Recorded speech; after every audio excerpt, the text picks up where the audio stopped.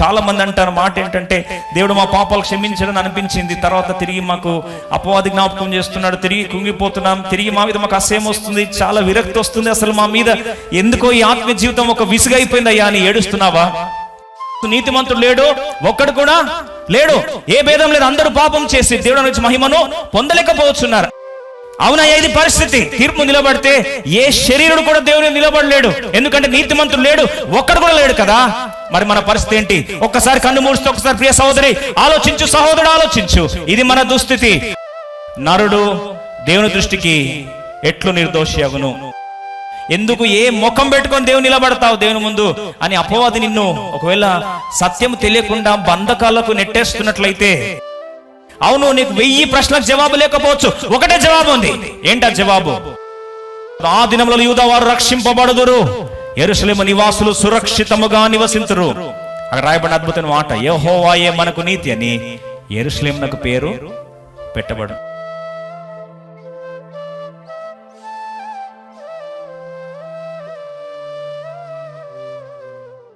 ఇర్మియా గ్రంథం 23వ అధ్యాయం 6వ వచనం అందరం కలిసి చదువుదాం. అతని దినములలో యూదా రక్షణ నొందును, ఇశ్రాయేలు నిర్భయముగా నివసించును, యెహోవా మనకు నీతి అని అతనికి పేరు పెట్టుదురు. ద లార్డ్ అవర్ రైచియస్నెస్, యెహోవా మనకు నీతి అని అతనికి పేరు పెట్టుదురు. ఈ వాక్యాన్ని చూపించినప్పుడు ఏంటి ప్రభువా, దీని అర్థం ఏంటి? నీ బిడ్డలతో ఎందుకు ఈ వచనాన్ని జ్ఞాపకం చేయాలని ఆశపడుతున్నావు అన్నప్పుడు, ఆయన పేరు, మనం ఆరాధించే దేవుని యొక్క పేరు మనం తెలుసుకోకపోతే, ఆ పేరులోని శక్తి అర్థం చేసుకోకపోతే చాలాసార్లు క్రైస్తవ జీవితం కుంటిపడిపోతుంది.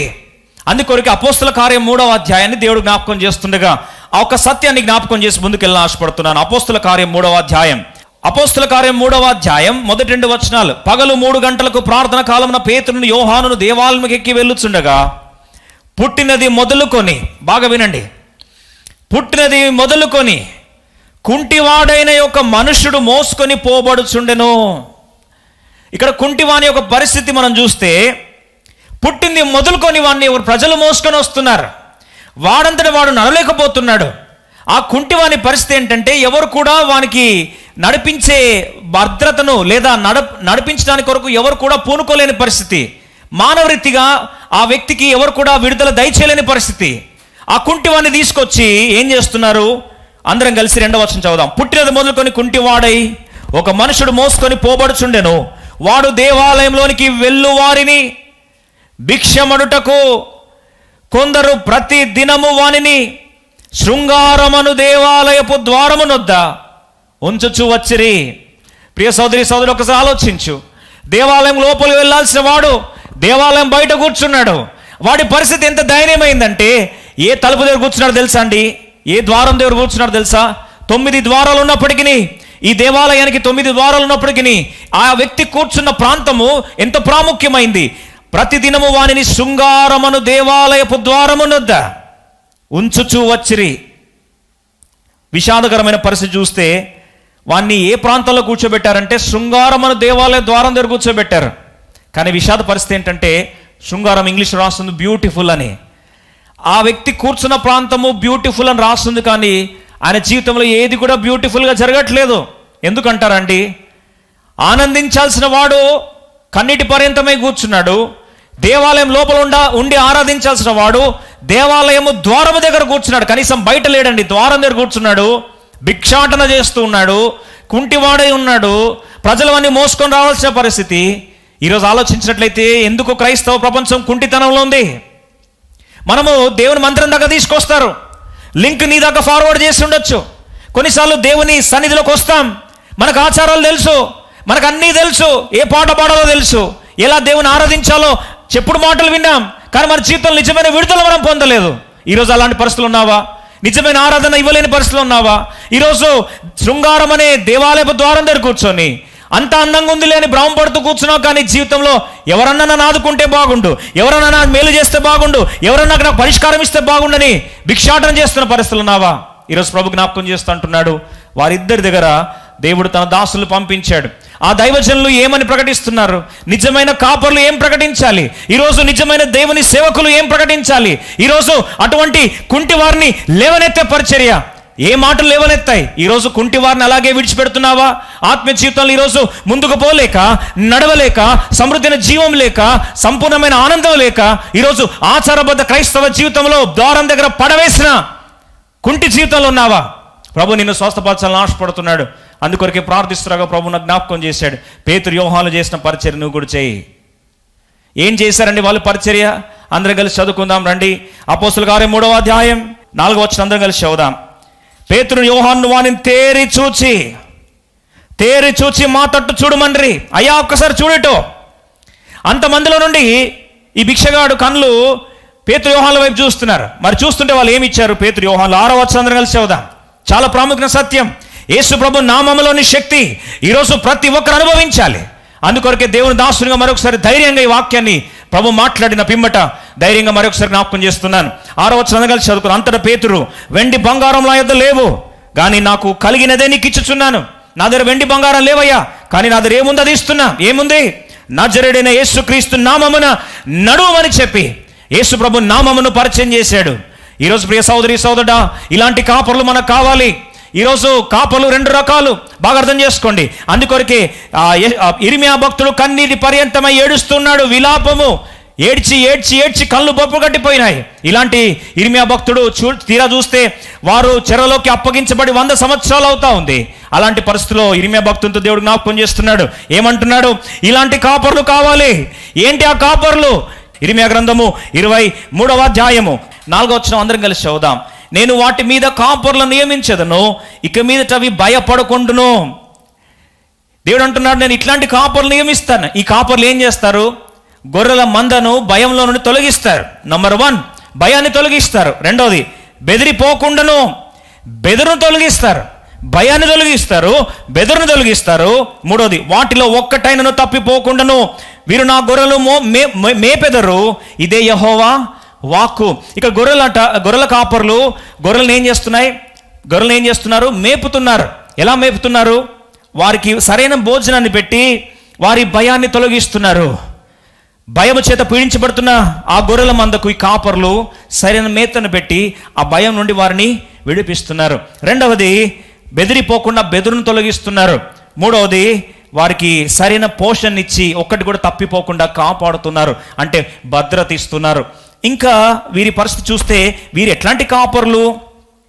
ఈ కాపర్లు పోషించే కాపర్లు, అంటే ఆ మేపేవారు, భోజనం పెట్టేవారు. మరి వీరికి విరుద్ధంగా ఎట్లాంటి కాపర్లు ఉన్నారు? మొదటి వచనం చూడండి. యెహోవా వాక్కు ఇదే, నా మందలో చేరిన గొర్రెలను నశింపచేయచ్చు, చెదరగొట్టు కాపర్లకు శ్రమ.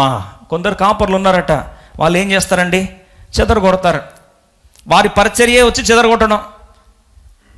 చెదరగొట్టే కాపర్లను చూసి ప్రభు అంటున్నాడు, ఇలాంటి కాపర్లు ఉన్నారయ్యా, వారు మందని చెదరగొట్టే వాళ్ళు. అయినా సరే నేను ఇలాంటి కాపర్లు లేవనెత్తాను. వారు గొర్రెలు చెదిరిపోకుండా కాపాడుకుంటారు, బెదిరిపోకుండా కాపాడుకుంటారు, భయపడుతున్నప్పుడు కాపాడుకుంటారు. మరి ఇలాంటి గొర్రెల కాపర్లు ఏం చేస్తారట? వాళ్ళు ఒకటే చెప్తారండి. పేతురు యోహాను లాగా వారు ఏం చేస్తారు? అద్భుతమైన సత్యం. అందరం కలిసి 5-6 వచనాలు 6వ వచనం చదువుకుందాం.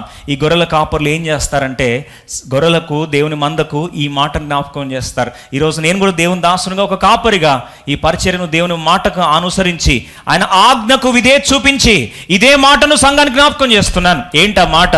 అందరం కలిసి 6వ వచనం చదువుకుందాం. ఇక్కడ పేతురు యోహానులు ఈ దేవుని యొక్క నామమును పరిచయం చేశారు. యేసు ప్రభు నజరేయుడైన యేసుక్రీస్తు నామము, ఆ నామాన్ని ఎందుకు విడుదల చేశారు? ఆ నామంలో ఏం శక్తి ఉంది? ఆ కూర్చున్నవాడు కుంటివాడిని చేయి పట్టుకున్నారు, పైకి లేవనెత్తారు, ఒకటే మాట అంటున్నారు, యేసు ప్రభు నామములో.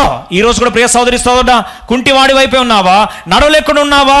ఈరోజు దేవాలయంలోకి వెళ్ళలేని పరిస్థితులు ఉన్నావా? మందిరం దాకా వచ్చావు కానీ జీవం లేదు, ఆచారాలు ఉన్నాయి కానీ అనుభవం లేదు, అలవాట్లు ఉన్నాయి కానీ ఆశీర్వాదం లేదు, అయ్యో ఆచారాలు ఉన్నాయి కానీ సమృద్ధైన జీవం లేని పరిస్థితులు ఉన్నావా? ఈరోజు ఈ వాక్యం ద్వారా దేవుడు నేను తిరిగి ఆదరించి, ఏ విధంగా అయితే పేతురు యోహాను చేయిపట్టి లేపారో, లేపినప్పుడు వాడు దిగ్గున లేచి కీలమండలం నుంచి బలము పొంది వారు గంతులేస్తూ పరిగెత్తుతూ దేవుని ఆరాధిస్తూ దేవాలయంలోకి వెళ్ళేలైతే ఆరాధించారో, ఈరోజు అటు ఆరాధన ప్రభు నీ జీవితంలో తీసుకుని వచ్చినట్లు ఈరోజు ఇట్లాంటి కాపరిశ్వరాన్ని దేవుడు విడుదల చేస్తున్నాడు. ఏమంటున్నాడు గమనించండి. ఇర్మియా గ్రంథం 23వ అధ్యాయం అందరం కలిసి 5-6 వచనాలు ఒక నామాన్ని పరిచయం చేస్తారు ఈ కాపర్లు. ఏంటి ఆ పరిచర్య? 5-6 వచనం కలిసి చదువుకో. యెహోవా ఇలాగ ఆజ్ఞయించుచున్నాడు, రాబో దినములలో నేను దావీదునకు నీతి చిగురును పుట్టించెదను. ఏం చిగురండి? నీతి చిగురు. నీతి చిగురు పుట్టించెదను. ఎవరికి? దావీదుకి. దావీదు సంతానం నుంచి నీతి అనే చిగురు బయటకు వస్తుంది. ఏం చేస్తారు వీళ్ళు? అతడు రాజై పరిపాలన చేయను, అతడు వివేకముగా నడుచుకొనొచ్చు, కార్యము జరిగించును, భూమి మీద నీతి న్యాయములను జరిగించును. మరి నీతి న్యాయాలు జరిగించేవాడు ఏం చేస్తాడు? 6వ వచనం అందరం కలిసి చదువుదామండి. All of us together. Jeremiah chapter 23 verse 6. we'll read all together prayerfully. అందరం కలిసి 6వ వచనం చదువుకుందాం. అతని దినములలో యూదా రక్షణ నొందును. ఆయన దినాల్లో రక్షణ వస్తుంది. ఇశ్రాయేలు నిర్భయముగా నివసించును. భయం అన్ని పటాపంచలవుతాయి. రెండవది, యెహోవా మనకు నీతి అని అతనికి పేరు పెట్టుదురు. యెహోవా మనకు నీతి. యెహోవా మనకు నీతి. యెహోవా మనకు నీతి. యెహోవా జిద్కెనో, the Lord our righteousness. The Lord is righteousness కాదండి, ద లార్డ్ అవర్ రైచియస్నెస్. యెహోవా మన నీతి. అవును, నిజమైన కాపరులు ఇలాంటి సత్యాన్ని, ఇలాంటి వాక్యాన్ని ఇచ్చి పోషిస్తారు. అప్పుడు సంఘం ఏమవుతుంది? యెహోవా, యెహోవా నా నీతి, యెహోవా మనకు నీతి, ద లార్డ్ అవర్ రైచియస్నెస్ అని అనుభవించిన వారు, ఆ నామంలోని శక్తిని అనుభవించిన వారు పేతురు యోహానులు వచ్చి చేయబట్టుకున్నారు, కుడి చేయని పట్టుకున్నారు. ఆ కుంటివాడు కుడి చేయబట్టుకుని లేవనెత్తు, యేసు ప్రభు నామంలో స్వస్థత పొందదు కాక అనేసరికి వాడు కుంటివాడికి దేవుడు విడుదలిస్తున్నాడు. The Lord our righteousness. ప్రియ సోదరి సోదరుడా, యెహోవా నాకు నీతి అనగలవా ఈరోజు? యెహోవా నాకు నీతి, యెహోవా మనకు నీతి. The Lord is our righteousness, the Lord is our righteousness. అవును, దేవుడి యొక్క నీతి మనకు ఆరోపించబడిన ఈ సత్యాన్ని కొన్ని నిమిషాలు జ్ఞాపకం చేయాలని ఆశపడతా ఉన్నాను. దీంట్లో ఉన్న శక్తి ఏంటి?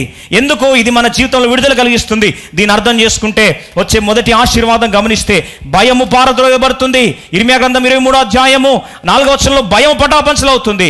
రెండవది, బెదురు పటాపంచలవుతుంది. మూడవది, చెదిరిపోయే వారిని ఒక్క దగ్గర కాపాడబడుతుంది, భద్రత ఉంది. ఇప్పుడు 4వ సత్యాన్ని చూసుకుందాం. ఇర్మియా గ్రంథము 50వ అధ్యాయము 4-5 వచనాల్లో మనం చూసినట్లయితే, వీరు కన్నీరు మున్నీరు విలపిస్తే యెరూషలేముకు వచ్చి ఏడుస్తున్నారయ్యా. ఏంటి మా పరిస్థితి? ఒకప్పుడు పాపాలు క్షమించబడ్డా అంటావు, తర్వాత మా పరిస్థితిని బట్టి తిరిగి మా మీద తీర్పు వస్తుంది. తీర్పు వచ్చిన తర్వాత మేము తిరిగి ఆ శాపానికి అప్పగించబడి దూరం అయిపోతున్నాం. ఇలాగే సైకిల్ అయిపోయింది మా పరిస్థితి అయ్యా. నీకు కన్నీరు వాడుతూ ఏడుస్తున్నారు వాళ్ళు. ఎలా ఏడుస్తూ వస్తున్నారు రండి చూద్దాం. ఇర్మియా గ్రంథము 50వ అధ్యాయము 4-5 వచనం అందరం కలిసి చదువుదాం. ఆ కాలమున ఆనాటికి ఇశ్రాయేలు వారును యూదా వారును కూడి వచ్చెదరు, ఏడ్చుచు సాగుచు తమ దేవుడిని యెహోవా యుద్ధ విచారించుటకే వచ్చి. వాళ్ళంటే ఏడుస్తున్నారట. ప్రియ సోదరి సోదరుని ఇలా ఎన్నిసార్లు ఏడ్చావేమో. చాలామంది ప్రియులు నాకు మెసేజ్ పెడుతూ వచ్చినప్పుడు అందరికీ జవాబు ఇవ్వలేని పరిస్థితి అయినప్పటికీ ఈరోజు కామన్గా అందరికి జవాబులు ఆశపడుతున్నాను. చాలామంది అంటారు మాట ఏంటంటే, దేవుడు మా పాపాలు క్షమించడని అనిపించింది, తర్వాత తిరిగి మాకు అపవాది జ్ఞాపకం చేస్తున్నాడు, తిరిగి కుంగిపోతున్నాం, తిరిగి మా మీద మాకు అసహ్యం వస్తుంది, చాలా విరక్తి వస్తుంది, అసలు మా మీద ఎందుకో ఈ ఆత్మీయ జీవితం ఒక విసుగైపోయిందయ్యా అని ఏడుస్తున్నావా? అలాగే ఏడుస్తూ దేవుని మందిరానికి యెరూషలేముకి వచ్చారట వాళ్ళు. అప్పుడు ప్రభు జ్ఞాపకం చేస్తున్నాడు. 5వ వచనం చూడండి. ఇర్మియా గ్రంథము 50వ అధ్యాయం 5వ వచనం. ఎన్నటికి నీ మరవబడని నిత్య నిబంధన చేసుకొని, వారు నిత్య నిబంధన కావాలని వస్తున్నారు. అయ్యా, ఈ తాత్కాలిక నిబంధన మాకొద్దు.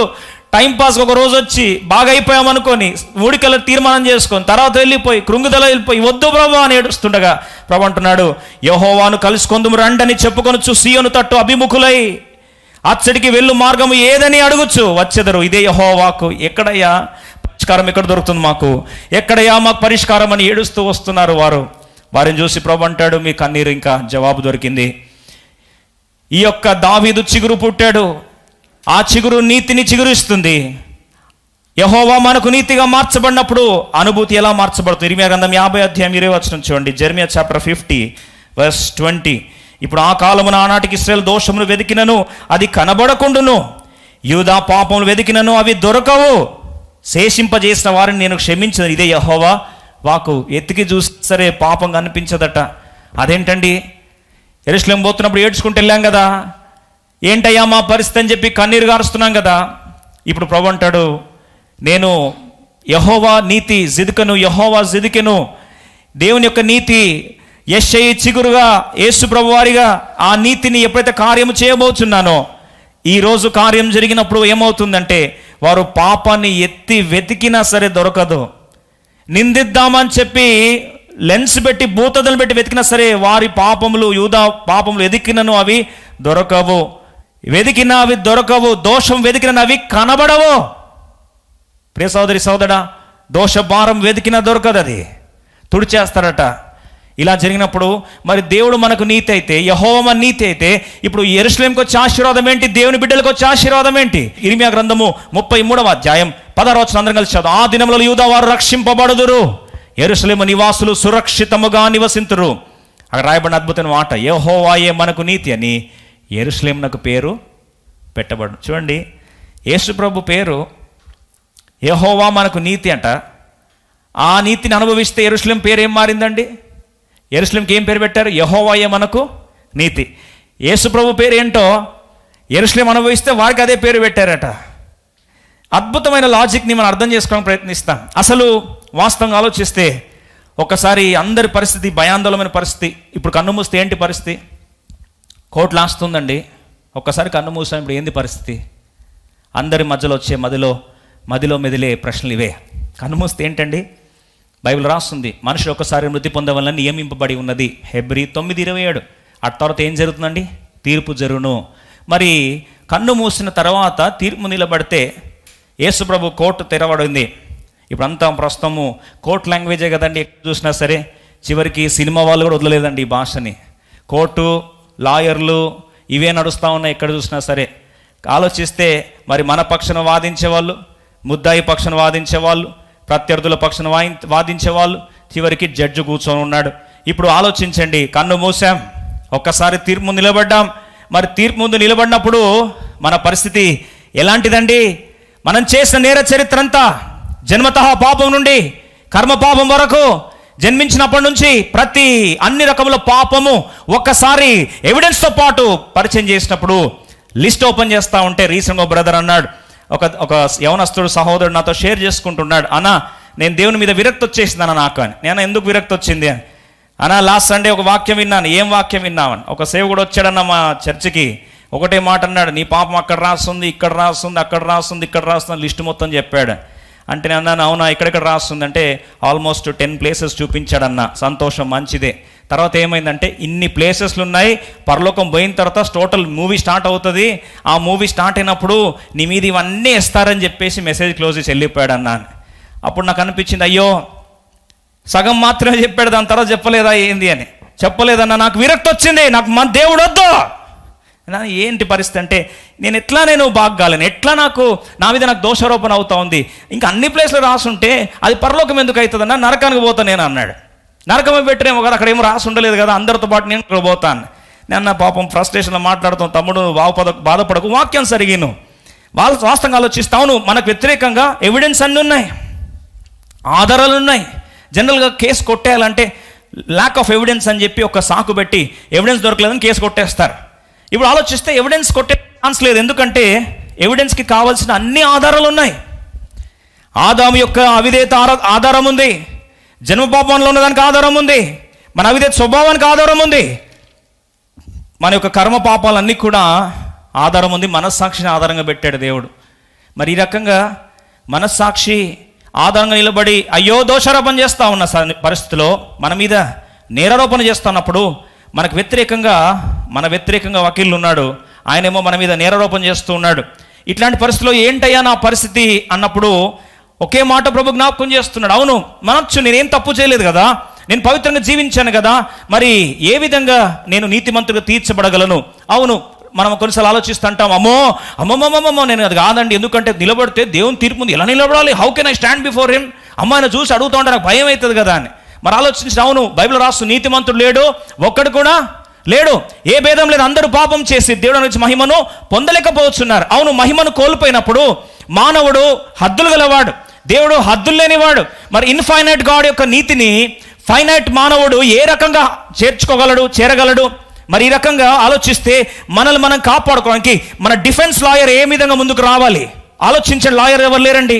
మనల్ని రేపు కారణం అడుగుతారు, చెప్పండి అయ్యా నువ్వు చేసావా లేదా, చెప్పు, నువ్వు డిఫెండ్ చేసుకుంటావా అని ఖచ్చితంగా కోర్టులో మనకు అవకాశం ఇస్తారు. అయితే యోబు భక్తుడు అంటాడు, యోబు గ్రంథం 9వ అధ్యాయం 2-3 వచనాల్లో యోబు భక్తుడు అంటాడు వాస్తవమే, అవునయ్యా ఇది పరిస్థితి. తీర్పు నిలబడితే ఏ శరీరుడు కూడా దేవుని నిలబడలేడు, ఎందుకంటే నీతిమంతుడు లేడు, ఒక్కడు కూడా లేడు కదా. మరి మన పరిస్థితి ఏంటి? ఒక్కసారి కన్ను మూడిస్తే ఒకసారి ప్రియ సహోదరి ఆలోచించు, సహోదరుడు ఆలోచించు, ఇది మన దుస్థితి. వాస్తవమే, ఆ సంగతి అంతేయు నేను ఎరుగుదును, అదంతా నాకు తెలుసయ్యా. నరుడు దేవుని దృష్టికి ఎట్లు నిర్దోషి అగును? How can a man be just before God? ఇంత పరిశుద్ధమైన దేవుని ముందు మానవుడు నిర్దోషిగా ఎలా ఉంటాడయ్యా? How can it be possible?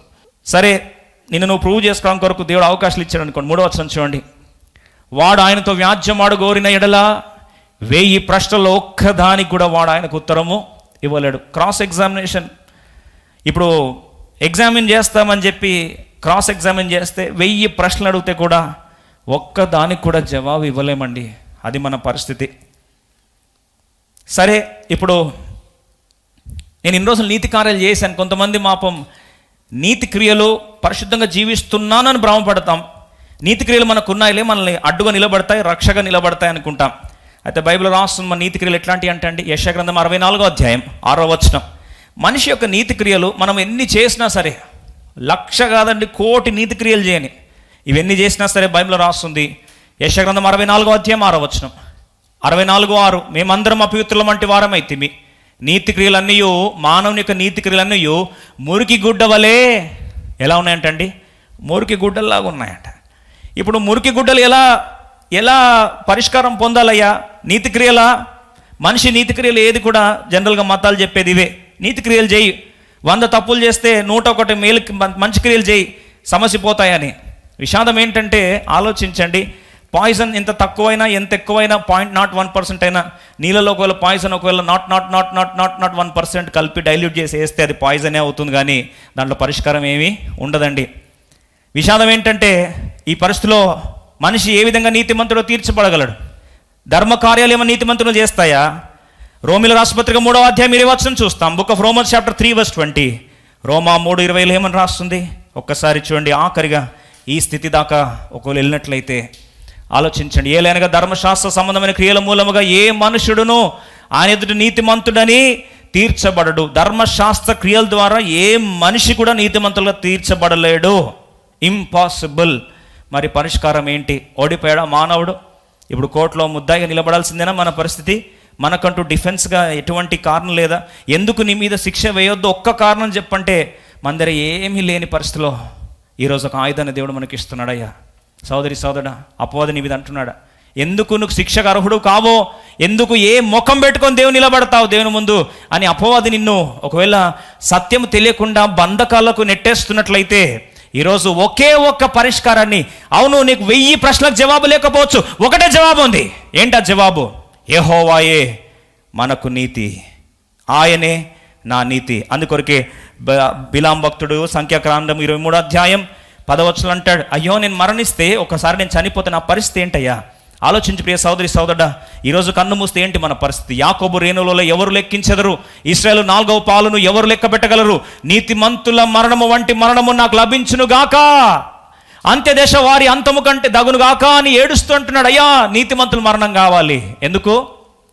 నీతిమంతుల మరణము సామెతలు 14వ అధ్యాయం 32వ వచనం రాస్తుంది. సామెతలు 14:32. ప్రావెర్బ్స్ చాప్టర్ 14:32. నీతిమంతుని మరణం ఎందుకు కోరుచున్నాడంటే, అపాయం రాగా భక్తిహీనుడు నశించును, మరణకాలమందు నీతిమంతునికి ఆశ్రయము కలదు. అయ్యా, నా ఆశ ఒకటే. ఎందుకంటే మరణకాలమందు నీతిమంతునికి ఏముంది? ఆశ్రయం ఉంది. నేను నీతిమంతునిలాగా చావాలనుంది. అయితే ఈరోజు ప్రభు జ్ఞాపకం చేస్తూ అంటున్నాడు, అయ్యా నిన్ను కాపాడుకోవడానికి 1000 మాటలకు జవాబు దొరకకపోయినా, యోబో 1000 ప్రశ్నలు దేవుడు అడిగినప్పుడు జవాబు దొరకపోయినా ఒక్క ఆన్సర్ చాలు, స్టోరీ మొత్తం కథ అడ్డం తిరుగుతుంది. ఓడిపోతున్న విశ్వాసాన్ని గెలిపించేది ఒక్క మాట, భయపడుతున్న సంఘాన్ని గెలిపించేది ఒక్క మాట, బెదిరిపోతున్న సంఘాన్ని గెలిపించేది ఒక్క మాట, భయాందోళన వాతావరణంలో నెట్టేసిన వారికి పరిష్కారంగా దేవుడు ఒక్క మాట చెప్తున్నాడు. అభద్రత భావంలో మునిగిపోయిన వారికి ఒక్క మాట. ఈ మాట మొత్తము కోర్ట్ సీన్ అంతటిని మన భాషలో రివర్స్ చేసే ఒక్క మాట. ఏంటి ఆ మాట అంటే చూడండి, గమనించండి. 2 కొరింథీ 5వ అధ్యాయం 21వ వచనం. 2 Corinthians chapter 5:21. 2 Corinthians 5:21. ఎందుకనగా మనం ఆయన యందు దేవుని నీతి అగున్నట్లు పాపం ఎరుగని ఆయనను మన కోసము పాపముగా చేసెను. మనం దేవుని నీతి కావాలి అంటే, యెహోవాయే మన నీతి కావాలి అంటే, పాపం ఎరుగని యేసు ప్రభువారు మన కొరకు పాపముగా చేయబడాలి. ఇంకో మాటలో చెప్పాలంటే, మనకు బదులు ఇంకొక వ్యక్తి బోన్లో నిలబడాలి. మనకు బదులు ఇంకో వ్యక్తి ఉరికంబం ఎక్కాలి. ఆయన యేసు ప్రభువారు అన్నాడు, దావీదు చిగురు అన్నాడు, మీరు భయపడద్దు, నేను వెళ్తున్నానని చెప్పి దావీదు చిగురు యెహోవాయే మన నీతి అయిన దేవుడు, మనము నీతిమంతులు తీర్చిపట్టుకు ఆయన పాపముగా చేయబడి కలవరిశిలకు ఎక్కాడు. ఆ కలవరిశిలకు ఎక్కి రక్తమంతటిని కార్చి మనకు బదులు మనిషిగా శిక్షను అనుభవించాడు. మరి ఇప్పుడు ఏం జరిగింది? రోమా 5:19 మనకు బదులైన స్థానం తీసుకుంటే మనకేమొచ్చింది? బాగా గమనించండి. ఒక్క మనిషి ద్వారా పాపం వచ్చింది అంటాం కదా, బాగా అర్థం చేసుకోండి. ఒక్క మనిషి ద్వారా లోకమంతటికి పాపం వస్తే మరి ఒక్క వ్యక్తి ద్వారా లోకమంతటికి ఏం రావాలి? విశ్వాసం ద్వారా నీతి రావాలి. ఏలైనగా ఒక్క మనిషిని అవిధేయత వలన అనేకులు పాపులుగా ఎలా మార్చబడిరో, ఆదాం పాపం చేస్తే అందరు ఎలా వచ్చిందండి? ఎక్కడో కోవిడ్ వస్తే మాకంతా ఎలా వస్తుందంటే వస్తుంది కదా, స్ప్రెడ్ అవుతుంది కదా. మరి ఆదాము ఒక్క మనుషుని అవిధేయత ద్వారా అనేకులు పాపులుగా ఎలా చేయబడిరో, అలాగే ఒక్కని విధేయత ద్వారా, యేసు ప్రభు విధేయత ద్వారా, దావీదు చిగురు యొక్క నీతి చిగురైన యేసు ప్రభు యొక్క విధేయత ద్వారా అనేకులు నీతిమంతులుగా చేయబడదురు. చాలండి, ఎంత గొప్ప ఆశీర్వాదం. ఎందుకంటే యేసు క్రీస్తు వారిని ధరించుకున్న మనము, ఆ యేసు ప్రభు వారిని ధరించుకున్న పిమ్మట యేసు ప్రభు నీతి అయితే యెరూషలేము కూడా నీతిగా మార్చబడింది. యేసు ప్రభు పరిశుద్ధుడు అయితే యెరూషలేము కూడా పరిశుద్ధిగా మార్చబడింది. దీన్ని ఇంప్యూటేషన్ అంటాం. 2 పదాలు గుర్తుపెట్టుకోండి: సబ్స్టిట్యూషన్, ఇంప్యూటేషన్. సబ్స్టిట్యూషన్ అంటే మనకు బదులు ఆయన భరించాడు.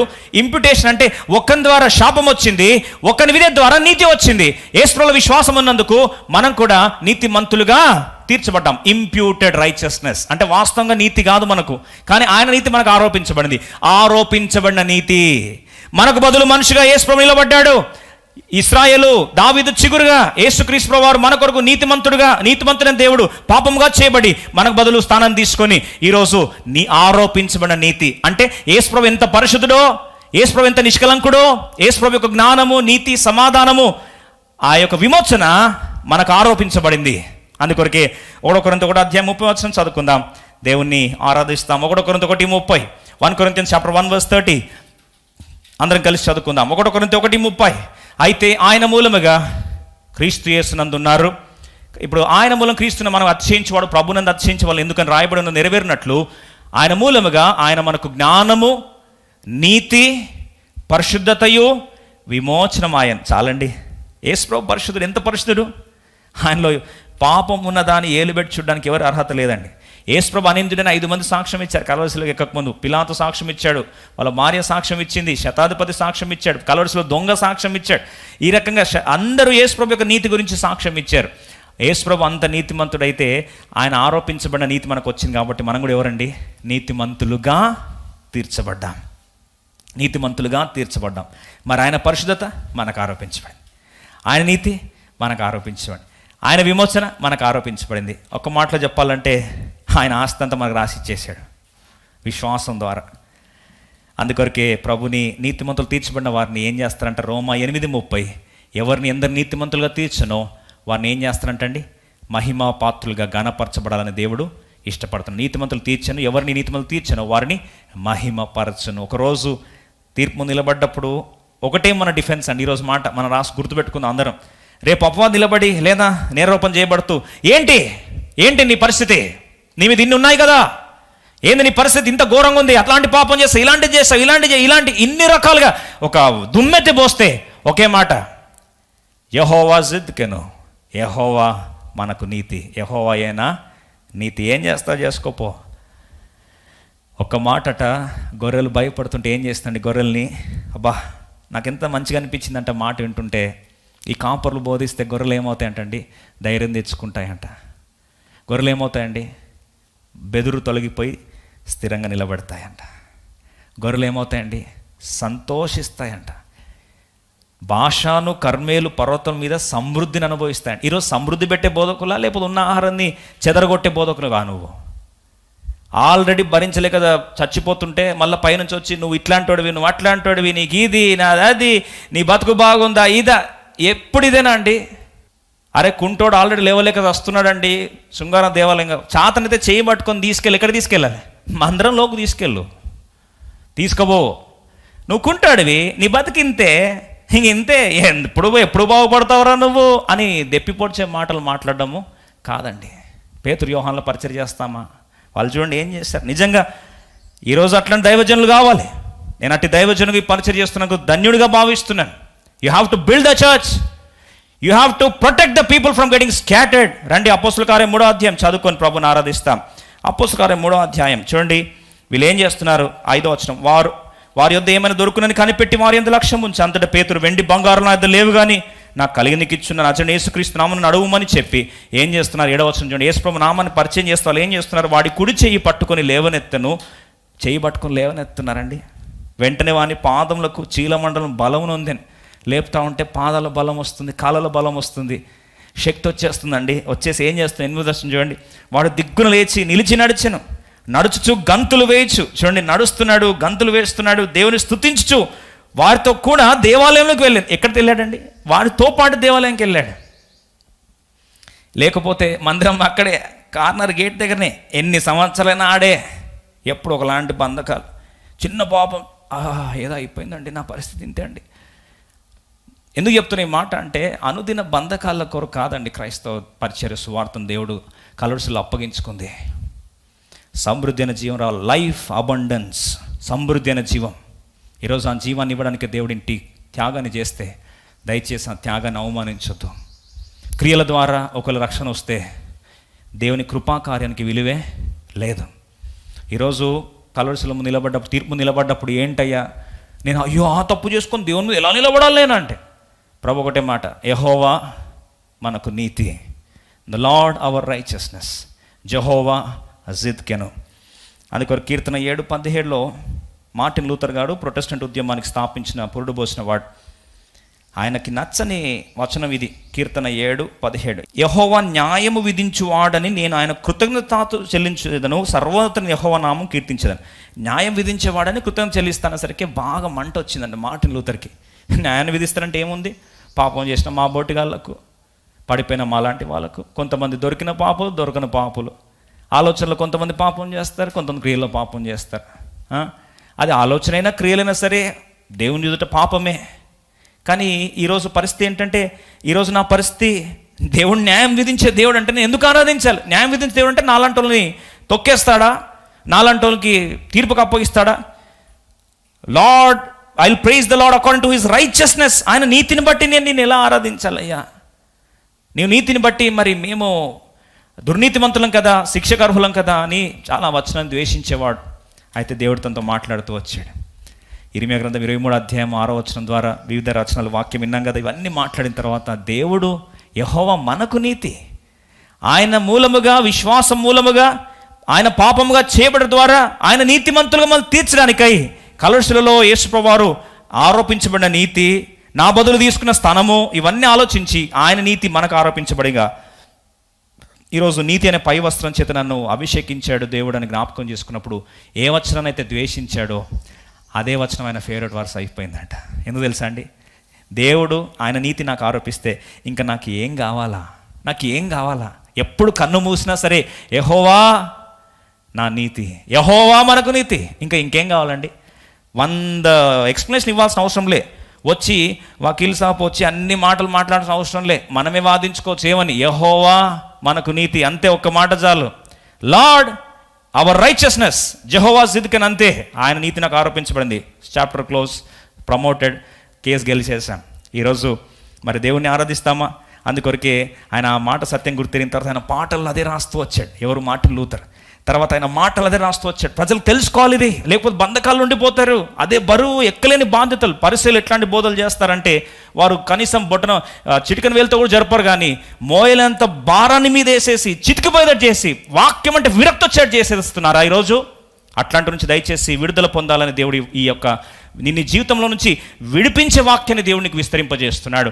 బంధకాల నుంచి బయటకు రా, యెహోవా నా నీతి, లార్డ్ ఈజ్ మై రైచియస్నెస్ అని ఈరోజు ప్రభుని ఆరాధించడానికి దేవుడు మనందరికీ సహాయపడుగాక.